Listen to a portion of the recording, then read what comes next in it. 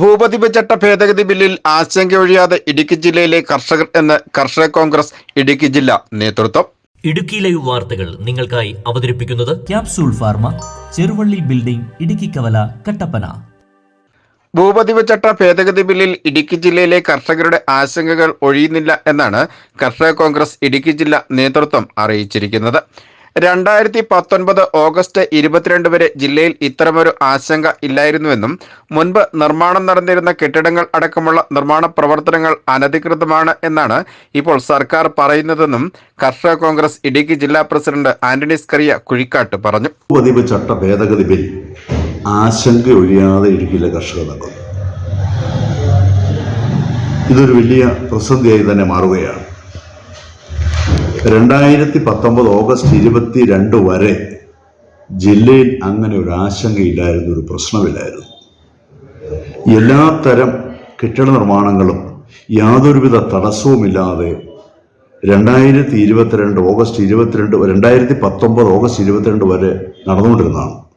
അപ്പോഴാണ് നിർമ്മാണ നിരോധന ഉത്തരവുമായി ഗവൺമെൻറ്, ഈ സർക്കാർ, പിണറായി സർക്കാരിൻ്റെ ഒന്നാം ഗവൺമെൻറ് അങ്ങനെ ഉത്തരവ് കൊണ്ടു. അത് ജില്ലയിലാകെ പ്രതിസന്ധി ഉണ്ടാക്കിയിരിക്കുകയാണ്. ഇപ്പോൾ അതിൻ്റെ പേരിൽ നിരവധിയായ നാളുകളുടെ ആവശ്യങ്ങൾ കണക്കിലെടുത്താണ് ഭൂപതിവ് ചട്ട ഭേദഗതി ബിൽ അവതരിപ്പിച്ച് പാസാക്കിയത്. അതുകൊണ്ട് ജില്ലയിലെ കർഷകർക്കോ പട്ടയ വിതരണത്തിനോ നിർമ്മാണ നിരോധനത്തിനോ ഒരു മാറ്റവും വരുന്നില്ല എന്നതാണ് വീണ്ടും ഈ പ്രശ്നം ഇങ്ങനെ നിൽക്കുന്നത്. ഗവൺമെൻറ് പല ആളുകളും പറയുന്നത് അതെല്ലാം പ്രശ്നങ്ങളെല്ലാം പരിഹരിച്ചു എന്ന്. ഞങ്ങൾ ചോദിക്കുന്ന 2-3 കാര്യങ്ങളാണ്.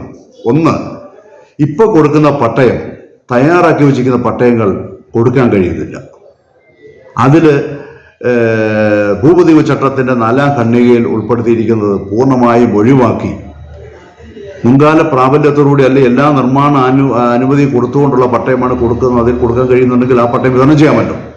അത് വിതരണം ചെയ്യുന്നില്ല. രണ്ടാമത്, 2019 വരെ പണിത നിർമ്മാണങ്ങൾ, അതായത് വ്യാവസായിക അടിസ്ഥാനത്തിലും വാണിജ്യ അടിസ്ഥാനത്തിലും താമസത്തിനുമൊക്കെയായി നിരവധിയായ ടൂറിസം മേഖലയൊക്കെ നിരവധിയായ നിർമ്മാണ പ്രവർത്തനങ്ങൾ ജില്ലയിൽ നടന്നിട്ടുണ്ട്. ആ നടന്ന കെട്ടിടങ്ങൾക്ക് റവന്യൂവിൻ്റെ അനുമതിയും പഞ്ചായത്ത് തദ്ദേശ വകുപ്പിൻ്റെ അനുമതിയും ലഭ്യമായിരുന്നു. സർക്കാർ നിയമം അനുസരിച്ച് തന്നെ അങ്ങനെ അനുമതി ലഭിക്കുകയും അതനുസരിച്ച് ഈ കെട്ടിടങ്ങൾക്ക് കരമിട്ട് വർഷങ്ങളായി കരമടച്ചു വരികയാണ്.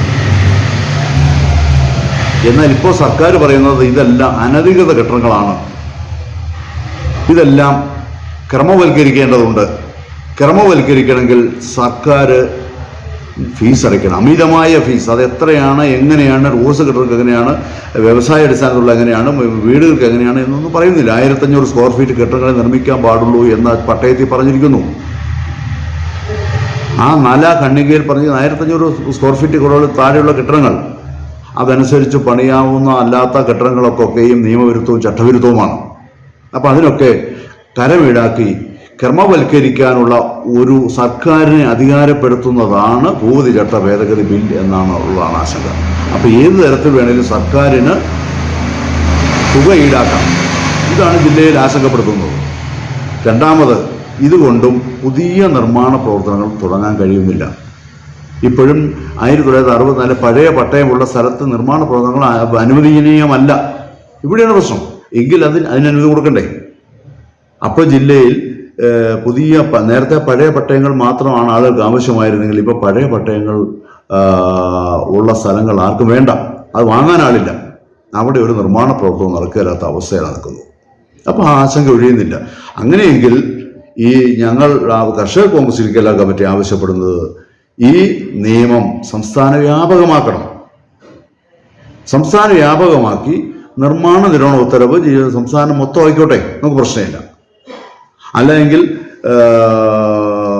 കെട്ടിട നിർമ്മാണമുള്ള നിയന്ത്രണം, അതായത് ചട്ട ഭേദഗതി ബിൽ, എന്നാൽ അത് സംസ്ഥാനത്തെ എല്ലാ ജില്ലയിലും മതമാക്കണ്ടേ? അവിടെയും 64-ലാണല്ലോ ഭൂപതിവ് ചട്ടം അനുസരിച്ചാണല്ലോ പട്ടയം കൊടുത്തിട്ടുള്ളത്. അപ്പം അതില്ലാതെ ഈ ജില്ലക്കാരോട് മാത്രം കാണിക്കുന്ന കടുത്ത അനീതിയാണ്. അത് പരിഹരിക്കുന്നില്ല. ഇത് പരിഹരിച്ചു എന്ന് ഇടതുപക്ഷക്കാര് പാർട്ടി നേതാക്കന്മാരൊക്കെ പറയുമ്പോഴും ഈ ആശങ്ക ഒഴിയുന്നില്ല, ഇതിനൊരു തീരുമാനമാവുന്നില്ല.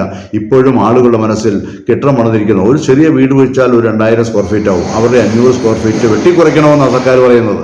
അപ്പം നിലവിൽ നടന്നിട്ടുള്ള നിർമ്മാണ പ്രവർത്തനമൊക്കെ അനധികൃതമാക്കി വെച്ചുകൊണ്ട് അമിതമായ പണം ഈടാക്കാൻ പാർട്ടിക്കാർക്കും ഉദ്യോഗസ്ഥന്മാർക്കും പണം പിരിയാനുള്ള ഒരു അവസരമായി ഈ ചട്ടഭേദഗതി ബില്ല് ഞങ്ങൾ കാണുകയാണ്.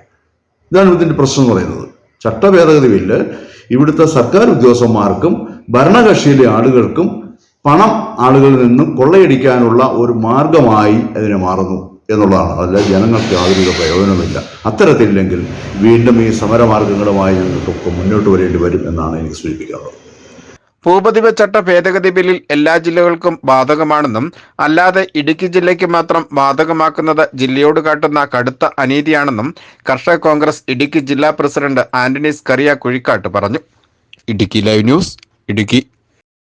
ഇടുക്കി ലൈവ് വാർത്തകൾ നിങ്ങൾക്കായി അവതരിപ്പിച്ചത് കട്ടപ്പനയിലെ ആദ്യത്തെ supermed store Capsule Pharma, Cheruvally building, Idukkikkavala. എല്ലാ മരുന്നുകൾക്കും 10 മുതൽ 60% വരെ വിലക്കുറവ്.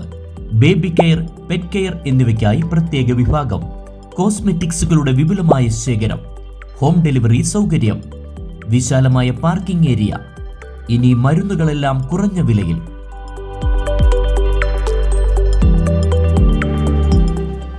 Capsule Pharma, Cheruvally building, Idukkikkavala, Kattappana.